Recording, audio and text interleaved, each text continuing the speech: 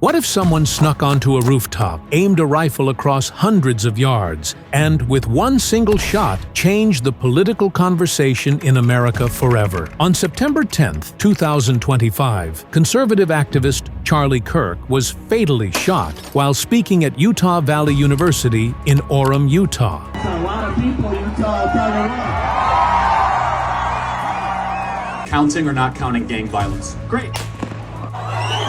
This wasn't just another act of violence, it was a calculated assassination that has left the nation shaken, sparking outrage, confusion, and endless speculation about who was behind it, how it happened, and what it means for the future of political discourse in America. But here's the real problem. Despite a flurry of headlines, the truth remains murky. Who exactly pulled the trigger? Was this a lone wolf acting out of personal rage or part of something bigger? A political attack meant to silence a voice? And perhaps the biggest question of all, why Charlie Kirk? In this video, we're going deep into the facts we know, the evidence that's been uncovered, the suspect now in custody, and the unanswered questions that could change everything we think we know about this case. Stay tuned, because the truth behind this murder is more complicated than you think. September 10th, 2025. Charlie Kirk, the founder of Turning Point USA and one of the most prominent conservative activists in America, was speaking at Utah Valley University in Orem, Utah. The event was part of his American Comeback Tour and was designed to bring together students and supporters for open debate and political discussion. About 3,000 people filled the outdoor space, gathered under a large white tent,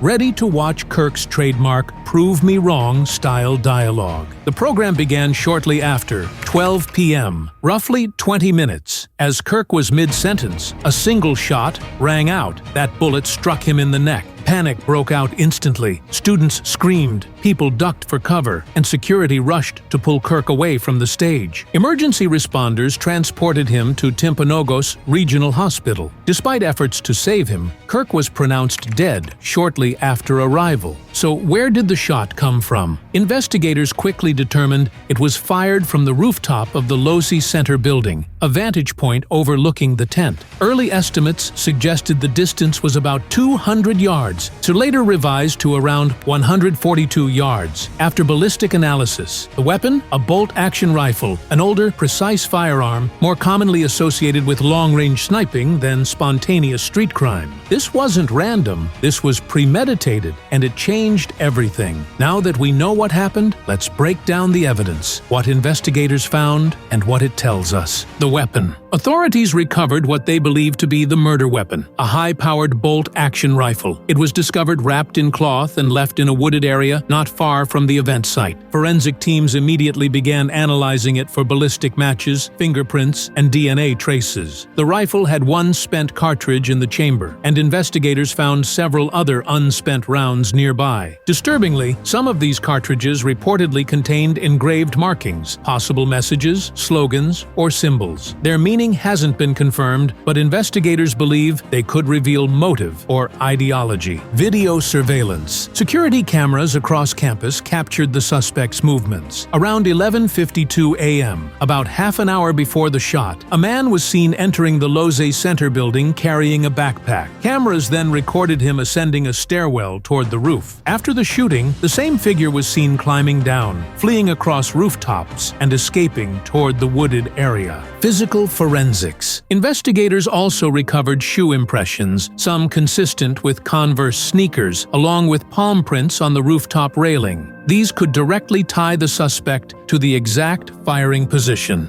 Within hours, authorities released still images from surveillance video showing a person of interest, wearing dark clothing, a cap with a bald eagle design, and carrying a backpack. This triggered a flood of tips, over 7,000 by some counts. Witness interviews also helped build a clearer picture of the escape route and possible identity of the shooter. So far, the evidence paints a picture of careful preparation. A shooter arriving early, positioning himself, firing one deadly shot, and escaping with a plan. But who exactly was he? 2 days after the shooting, September 12, 2025, President Donald Trump announced that a suspect had been taken into custody. He said investigators had the shooter with a high degree of certainty and credited someone close to the suspect for turning him in. With a high degree of certainty, we have him. That suspect has been identified as Tyler Robinson, a 22-year-old Utah resident. According to reports, Robinson's own father drove him to a police station accompanied by a local minister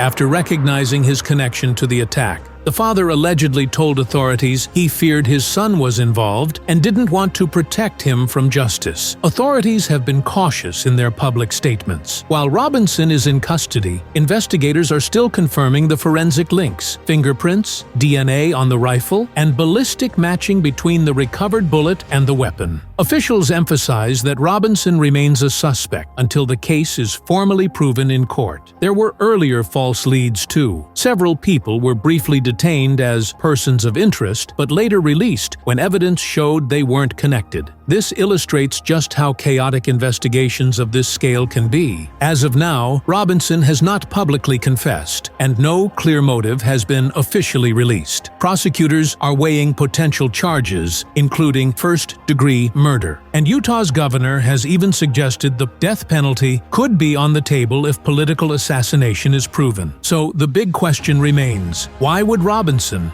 or anyone, kill Charlie Kirk? When it comes to assassinations, motive is everything. And yet, this is the one area where answers are still murky. Political or ideological reasons. Charlie Kirk wasn't just a conservative activist, he was one of the most polarizing voices in American politics. Loved by his base and hated by his critics, Kirk built his career on campus confrontations, fiery speeches, and culture war debates. That visibility made him a high-profile target. Utah's governor and multiple federal officials have already labeled the attack a political assassination. The engraved markings on the recovered cartridges are fueling speculation that ideology played a role. Planned targeting. The method of the killing suggests preparation. The shooter didn't fire impulsively. He showed up early, climbed onto a rooftop with a clear view of the stage, positioned himself at a long-range distance, and waited. That level of planning points to intent, not randomness, personal or psychological factors. It's also possible Robinson acted out of deeply personal grievances or mental instability. Many assassinations in history have been fueled by a toxic mix of ideology and personal obsession. At this stage, little is known about Robinson's background, beliefs, or mental state. Authorities are careful not to draw quick conclusions. Sometimes engravings, clothing, or apparent symbolism are meant to mislead investigators. Until more of Robinson's digital footprint and history are revealed, speculation remains just that. So, while the motive isn't officially confirmed, every clue points toward a calculated act of political violence. Even with a suspect in custody and a mountain of evidence, there are still major unanswered questions in the Charlie Kirk case. First, the forensic proof. Yes, a rifle has been recovered, but has ballistic testing conclusively tied the bullet that killed Kirk to that weapon? Have fingerprints or DNA been confirmed as belonging to Tyler Robinson? Until those results are public, the prosecution's case isn't airtight.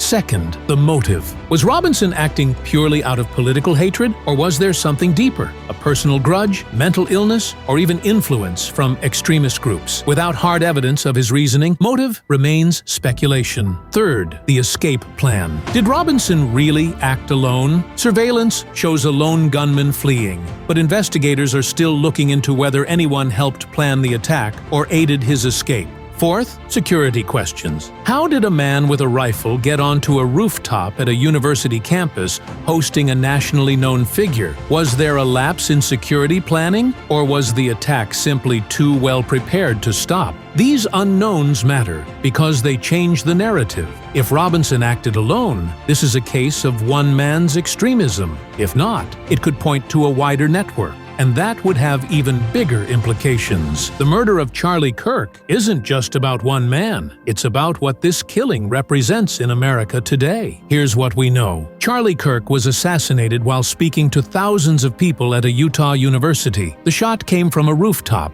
fired with precision from a bolt-action rifle. A suspect, Tyler Robinson, is in custody after being turned in by his own father. The evidence so far points toward a carefully planned act of political violence. Here's what we don't know: the exact motive. whether Robinson acted entirely alone and what drove him to kill. Until forensic results and court proceedings are complete, those questions will hang over this case. But one thing is clear: this murder has shaken the foundations of free speech and political discourse in America. It forces us to ask, how do we protect debate in a democracy when voices can be silenced with a single bullet? If you found this breakdown valuable, hit like, subscribe, and share your thoughts in the comments below.